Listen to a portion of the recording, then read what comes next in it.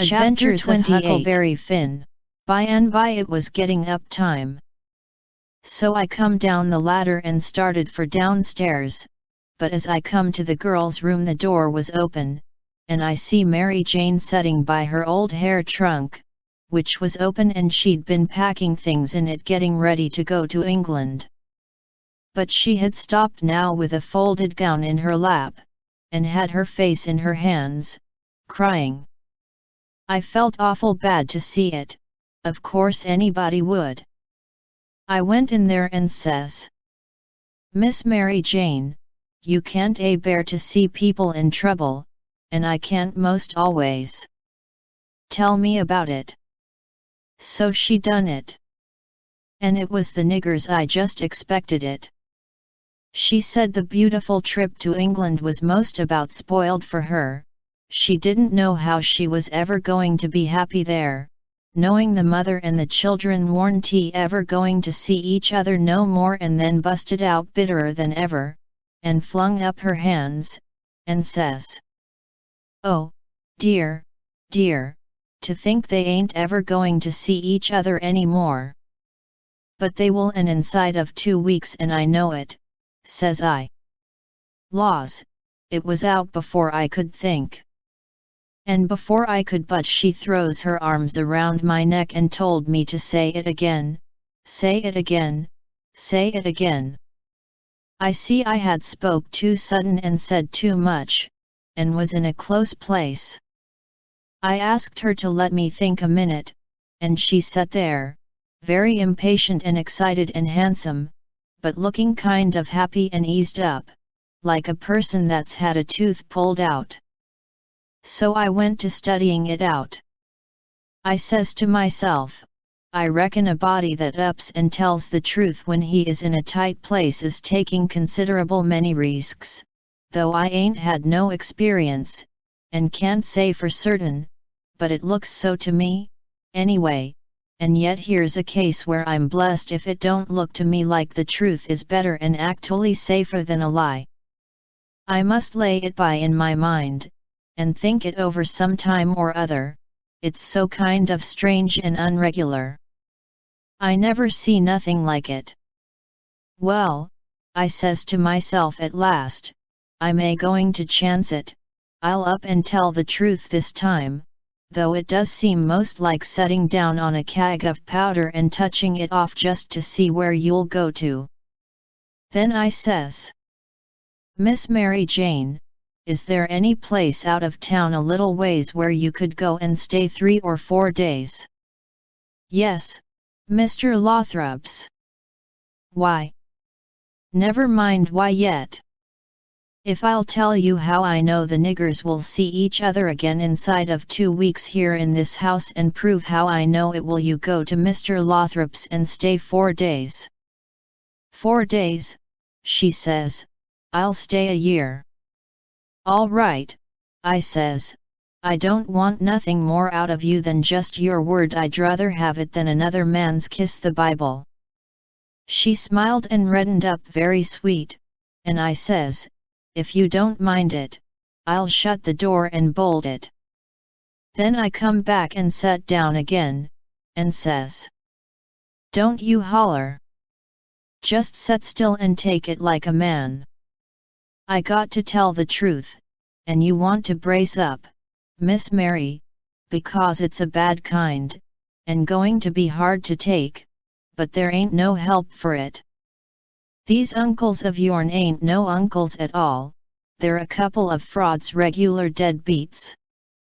There, now we're over the worst of it, you can stand the rest middling easy. It jolted her up like everything, of course, but I was over the shoal water now, so I went right along, her eyes blazing higher and higher all the time, and told her every blame thing, from where we first struck that young fool going up to the steamboat, clear through to where she flung herself onto the king's breast at the front door and he kissed her 16 or 17 times, and then up she jumps, with her face afire like sunset, and says, the brute! Come, don't waste a minute, not a second, we'll have them tarred and feathered, and flung in the river. Says I. Certainly. But do you mean before you go to Mr. Lothrop's, or? Oh, she says, what am I thinking about, she says, and sat right down again. Don't mind what I said, please don't, you won't, now, will you? Laying her silky hand on mine in that kind of a way that I said I would die first. I never thought I was so stirred up, she says. Now go on, and I won't do so any more. You tell me what to do, and whatever you say I'll do it. Well, I says, it's a rough gang, them two frauds, and I'm fixed so I got to travel with them a while longer, whether I want to or not. I'd rather not tell you why, and if you was to blow on them this town would get me out of their claws, and I'd be all right. But there'd be another person that you don't know about who'd be in big trouble. Well, we got to save him, hain't we? Of course. Well, then, we won't blow on them. Saying them words put a good idea in my head. I see how maybe I could get me and Jim rid of the frauds, get them jailed here, and then leave. But I didn't want to run the raft in the daytime without anybody aboard to answer questions but me, so I didn't want the plan to begin working till pretty late tonight. I says, Miss Mary Jane, I'll tell you what we'll do, and you won't have to stay at Mr. Lothrop's so long, nuther. How fur is it? A little short of 4 miles right out in the country, back here. Well, that'll answer. Now you go along out there, and lay low till 9 or 2:30 tonight, and then get them to fetch you home again. Tell them you've thought of something. If you get here before 11, put a candle in this window, and if I don't turn up wait till 11, and then if I don't turn up it means I'm gone, and out of the way, and safe. Then you come out and spread the news around, and get these beats jailed. Good, she says, I'll do it. And if it just happens so that I don't get away, but get took up along with them, you must up and say I told you the whole thing beforehand, and you must stand by me all you can. Stand by you, indeed I will. They shan't touch a hair of your head, she says, and I see her nostrils spread and her eyes snap when she said it, too. If I get away I shan't be here, I says, to prove these rapscallions ain't your uncles, and I couldn't do it if I was here.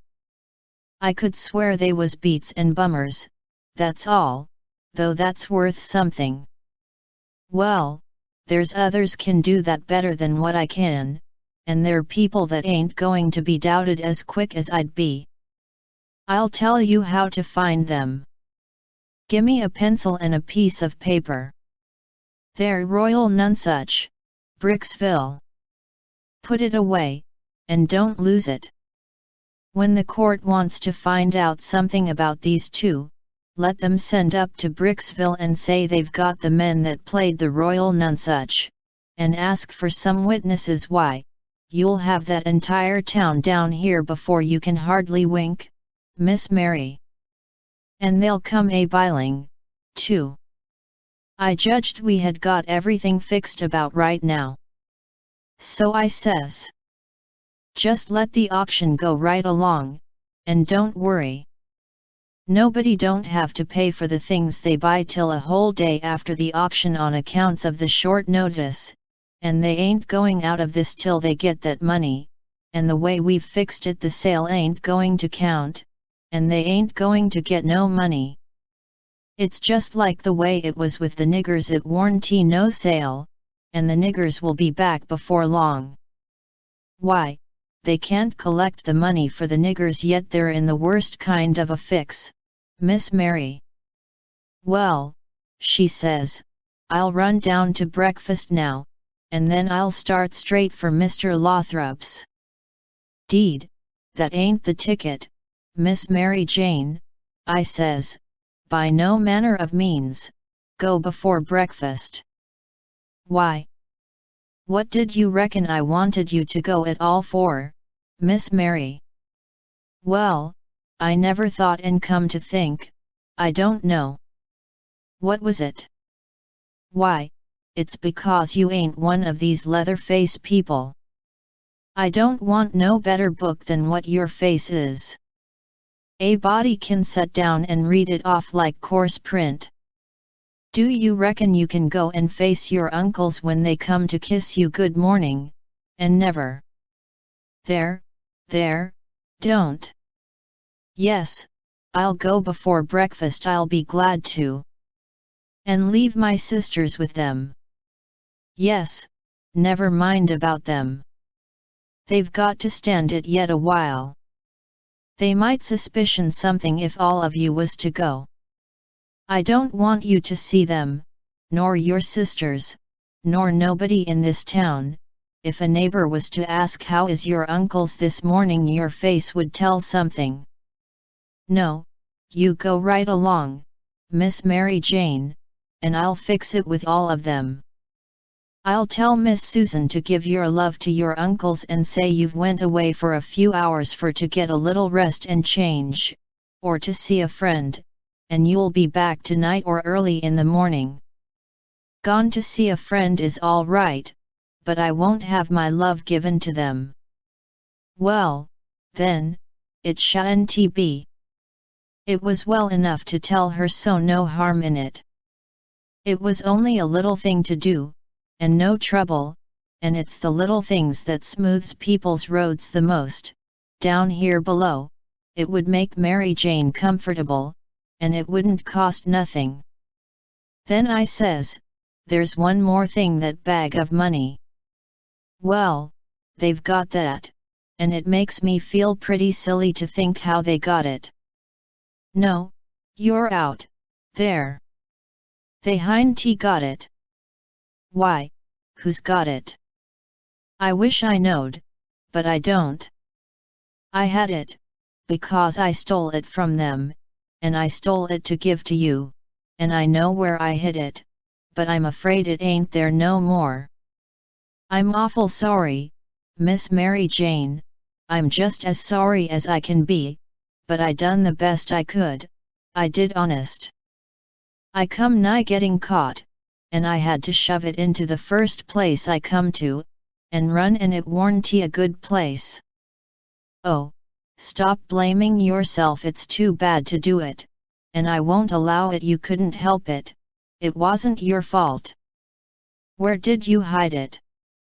I didn't want to set her to thinking about her troubles again, and I couldn't seem to get my mouth to tell her what would make her see that corpse laying in the coffin with that bag of money on his stomach. So for a minute I didn't say nothing, then I says, I'd ruther not tell you where I put it, Miss Mary Jane, if you don't mind letting me off, but I'll write it for you on a piece of paper, and you can read it along the road to Mr. Lothrop's, if you want to. Do you reckon that LL do? Oh, yes. So I wrote, I put it in the coffin. It was in there when you was crying there, away in the night. I was behind the door, and I was mighty sorry for you, Miss Mary Jane. It made my eyes water a little to remember her crying there all by herself in the night, and them devils laying there right under her own roof, shaming her and robbing her, and when I folded it up and give it to her I see the water come into her eyes, too, and she shook me by the hand, hard, and says, Goodbye. I'm going to do everything just as you've told me, and if I don't ever see you again, I shan't ever forget you, and I'll think of you a many a time, and I'll pray for you, too. And she was gone. Pray for me. I reckoned if she knowed me she'd take a job that was more near her size. But I bet she done it, just the same, she was just that kind. She had the grit to pray for Judas if she took the notion there warn't no back down to her, I judge. You may say what you want to, but in my opinion she had more sand in her than any girl I ever see. In my opinion she was just full of sand. It sounds like flattery, but it ain't no flattery. And when it comes to beauty and goodness, too, she lays over them all. I hain't ever seen her since that time that I see her go out of that door. No, I hain't ever seen her since, but I reckon I've thought of her a many a million times, and of her saying she would pray for me, and if ever I'd a thought it would do any good for me to pray for her, blamed if I wouldn't a done it or bust.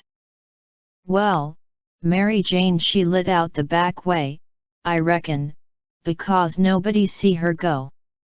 When I struck Susan in the hare lip, I says, "What's the name of them people over on t'other side of the river that you all goes to see sometimes?" They says, "There's several, but it's the Proctors, mainly." "That's the name," I says, "I most forgot it." "Well, Miss Mary Jane she told me to tell you she's gone over there in a dreadful hurry, one of them's sick." "Which one?" "I don't know, leastways, I kinder forget, but I thinks it's—" "Sakes alive, I hope it ain't Hanner." "I'm sorry to say it," I says, "but Hanner's the very one."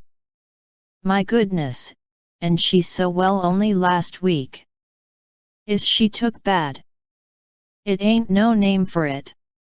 They set up with her all night," Miss Mary Jane said, "and they don't think she'll last many hours." "Only think of that, now! What's the matter with her?" I couldn't think of anything reasonable, right off that way, so I says, "Mumps." "Mumps your granny? They don't set up with people that's got the mumps."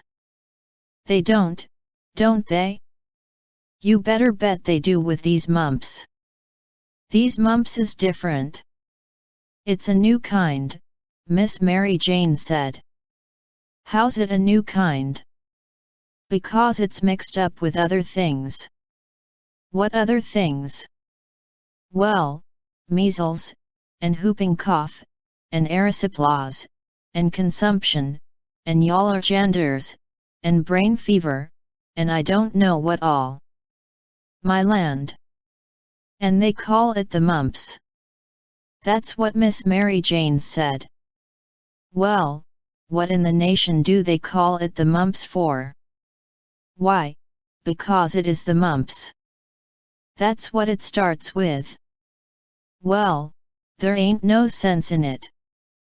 A body might stump his toe, and take pison, and fall down the well, and break his neck, and bust his brains out, and somebody come along and ask what killed him, and some numbskull up and say, 'Why, he stumped his toe.' Would there be any sense in that? No. And there ain't no sense in this, nuther. Is it catching? Is it catching? Why, how you talk! Is a harrow catching in the dark? If you don't hitch on to one tooth, you're bound to on another, ain't you? And you can't get away with that tooth without fetching the whole harrow along, can you? Well, these kind of mumps is a kind of a harrow, as you may say, and it ain't no slouch of a harrow, nuther, you come to get it hitched on good." "Well, it's awful, I think," says the hare lip. "I'll go to Uncle Harvey and—" "Oh, yes," I says, "I would. Of course I would. I wouldn't lose no time." "Well, why wouldn't you? Just look at it a minute, and maybe you can see. Hain't your uncles obliged to get along home to England as fast as they can? And do you reckon they'd be mean enough to go off and leave you to go all that journey by yourselves? You know they'll wait for you.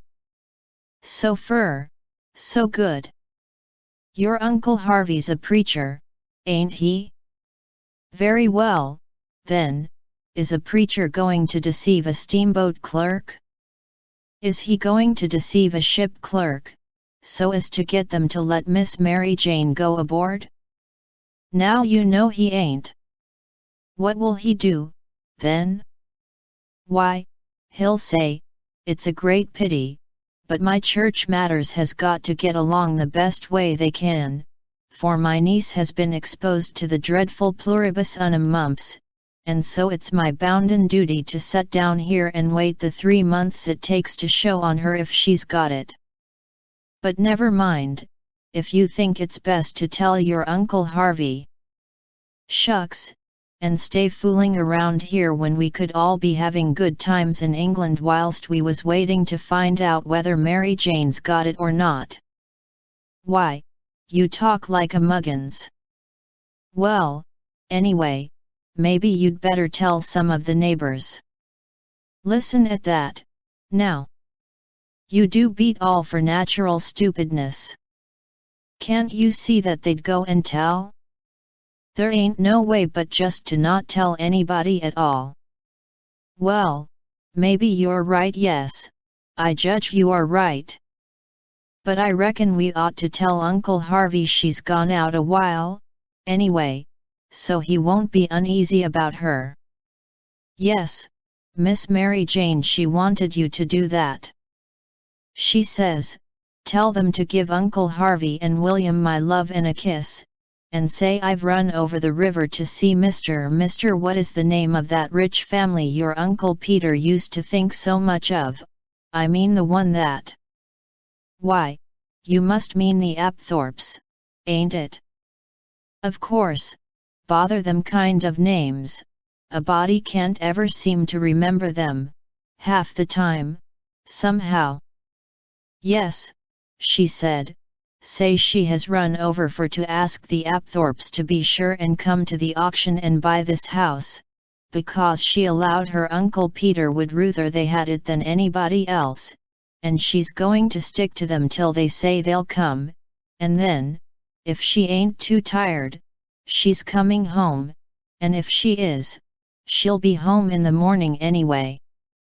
She said, don't say nothing about the Proctors, but only about the Apthorpes, which LL be perfectly true, because she is going there to speak about their buying the house. I know it, because she told me so herself. All right, they said, and cleared out to lay for their uncles, and give them the love and the kisses, and tell them the message. Everything was all right now. The girls wouldn't say nothing because they wanted to go to England, and the King and the Duke would ruther Mary Jane was off working for the auction than around in reach of Dr. Robinson. I felt very good. I judged I had done it pretty neat. I reckoned Tom Sawyer couldn't a done it no neater himself.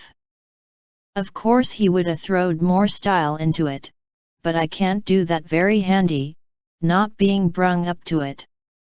Well, they held the auction in the public square, along towards the end of the afternoon, and it strung along, and the old man he was on hand and looking his level pisonist, up there long side of the auctioneer, and chipping in a little scripture now and then, or a little goody saying of some kind, and the Duke he was around goo-gooing for sympathy all he knowed how, and just spreading himself generally. But by and by the thing dragged through, and everything was sold, everything but a little old trifling lot in the graveyard. So they'd got to work that off. I never see such a giraft as the King was for wanting to swallow everything. Well, whilst they was at it a steamboat landed, and in about 2 minutes up comes a crowd hooping and yelling and laughing and carrying on, and singing out. Here's your opposition line. Here's your 2 sets o' heirs to old Peter Wilkes, and you pays your money and you takes your choice.